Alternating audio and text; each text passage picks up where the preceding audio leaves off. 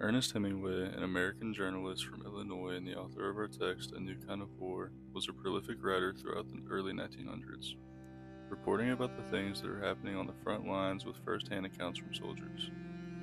A New Kind of War symbolizes the invisible battles that our soldiers face other than the ones right before their eyes. War also has an impact on the civilians as well, such as on line 26 of the text where it states, "A charwoman, her eyes red, is scrubbing blood off the marble floor of the corridor." The setting of our book being the Spanish Civil War, which began in 1936, was a military conflict that was fought until 1939 between the Republicans and the Nationalists. Republicans were loyal to the left-leaning Popular Front government of the Second Spanish Republic, while the Nationalists believed in a centralized, authoritarian Spain, with a preference for monarchy or a strong dictatorship. Ernest was sent out by the Nana Dispatch to report on the war in 1937. After the war ended in 1939, 40 years later, the American Psychiatric Association discovered PTSD, also known as post-traumatic stress disorder. 7 years later, in 1987, A New Kind of War was published.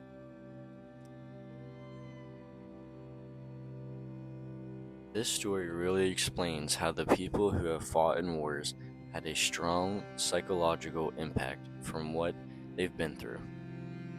Veterans that have fought in wars were affected in so many different ways. They have seen and been through a lot. It has affected so many veterans' mental health drastically. It is scientifically proven that there are links between PTSD and drug and alcohol abuse. PTSD, which is known as post-traumatic stress disorder, is caused from seeing and hearing some things very traumatizing and not being able to forget them. About 70% of all veterans have mental health issues in some way. This can lead to doing things that hurt themselves and affect them in ways that can hurt others. Go back to the first time I left the wire.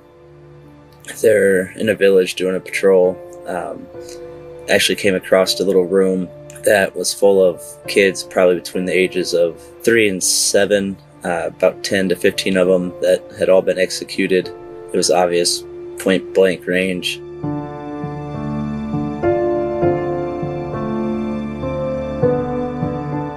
Been in a few firefights, was on a combat outpost when they tried to overrun it. There's one individual that was obviously firing at me. He would pop up and down behind some cover and fired off a couple of rounds at him, and he kept popping up and fired again, and he never popped back up.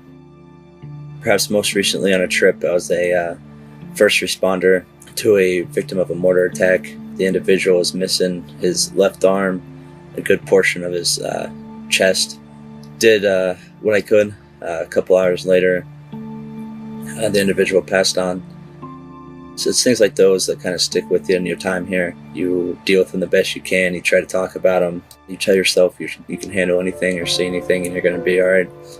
And I think for the most part I'm fine. I've had some coworkers mention that lately I've been maybe a little distant, so kind of just don't always look like I'm all there.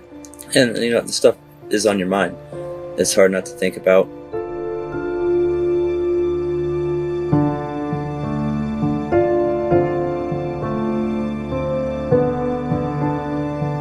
It's not all blood and guts. It's what happens here, and you deal with it the best you can. You move on. But a part of you always wonders, especially with the last incident with the mortar attack. You always wonder if there's something you could have done.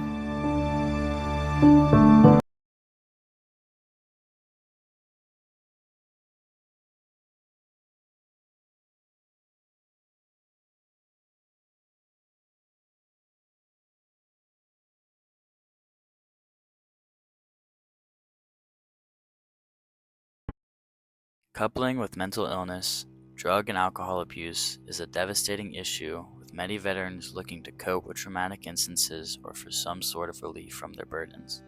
Unfortunately, alcoholism is very common for veterans. More than 80% abuse alcohol, and this number over the years has shown no decrease, only increase. Along with prevalent issues Drug abuse is commonly found at the widespread of abusive habits. Some of the abused drugs are heroin, cocaine, marijuana, and methamphetamine, as just to name a few. Not only are these issues destroy lives, but they also end them, with recent studies in 2019 showing a 30% fatality rate for veterans. Not only does this affect the veterans alone, but also everyone around them. In 2022, the suicide rate for veterans was 17 per day. Thankfully, suicide rates for female vets have decreased by 24.1%. Unfortunately, male suicide rates have increased by 1.6%. Along with suicide, ignorance of veterans' mental health led some to make destructive decisions and commit violence and unlawful actions to display frustrations. And even in today, we see too many veterans on the streets and uncared for, even though they cared for us. January 2024, PIT count showed that 32,882 veterans that have experienced homelessness. For people who have fought for us, this number should be 0.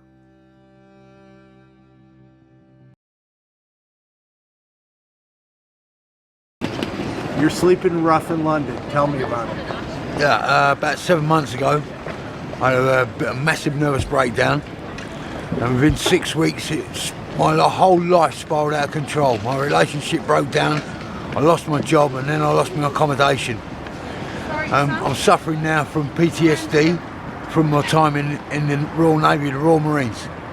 I served in the Falklands at 18 years old, Sierra Leone when I was 21, and the first Gulf War at 28. I was wounded twice and lost my best friend, Dave Walker, to a grenade which wounded me and killed him. That's what the PTSD really is all about. His name was Dave Walker, and we called him Whiskey because of Walker's whiskey. And his catchphrase was "Hold fast." He'd say, "Hold fast, son," you know, and with a smile. And I had this tattoo. It says "Hold fast." And that's my tribute to Dave Whiskey Walker, my best friend that I lost. Yeah, so, and now I'm out here now just trying to raise a few pennies. Excuse me. Trying to raise a few pennies just to get a hostel for this evening. It's pretty cold out here tonight, and the cold gets to me. Really cold. I'm 55 years old, I'm not a young man anymore. So, you know, I like a few creature comforts, like a bed. That would be great. And maybe a hot shower and a bit of breakfast. People don't understand that hostels here charge. No, they don't realise. They think the hostels are free, and they think because I'm armed services, the charities would just come and pick me up off the street, put me in a 3-bedroom house and a car and a job. It doesn't work like that, you know. The guys coming back from Iraq and Iran and Afghanistan without any limbs, they take priority, and rightly so. Right. You know, those guys, it's fresh for those guys. For me, I've been out of service, you know, 14 years now, over 14 years. So I'm not really a top priority anymore, you know. I'm on a list, but those lists are very long. So I just have to wait my turn. And in the meantime, I'm out here trying to raise a little bit of money, trying to get a hostel. But maybe if I can get in 3 nights a week, I'll count myself lucky. But they charge from anything from 18 to 26 pounds an evening. Some you get a breakfast, some you don't, you know. Some are dormitories, some are single rooms. The best ones are the single rooms, but they're the most expensive. So, and that's about that, really. So people think people begging for money and panhandling make all kinds of money. Yeah, they you're think, like you're getting rich out here. I've heard people say that they think I earn £500 a week. You know, I'll be lucky to earn £12 a day, let alone £500 a week. I mean, that's just ridiculous. It just doesn't work like that, you know. There's a lot of good people out here with a lot of good heart and a lot of empathy. But, you know, money's scarce for everybody. I don't expect to be given £50 and £20 and £10 notes. I don't expect that. £1 and 50p, I'm very grateful, you know. If I can get 20 people to give me 50p or £1, do you know what I mean? War leaves deep scars on the minds of those who endure it. often long after the final shots are fired. The psychological toll, ranging from PTSD and depression to anxiety and survivor's guilt, can be overwhelming. Yet, even in the aftermath, there is hope with growing awareness, better access to mental health care, communities committed to healing those affected are finding paths to recovery. Each story of resilience reminds us that while war may fracture the human spirit, it does not have to define it. Healing is possible, and a future of peace, both internal and external, can be rebuilt. So if you know any veterans, be courteous of what they've been through. Don't be afraid to check on them.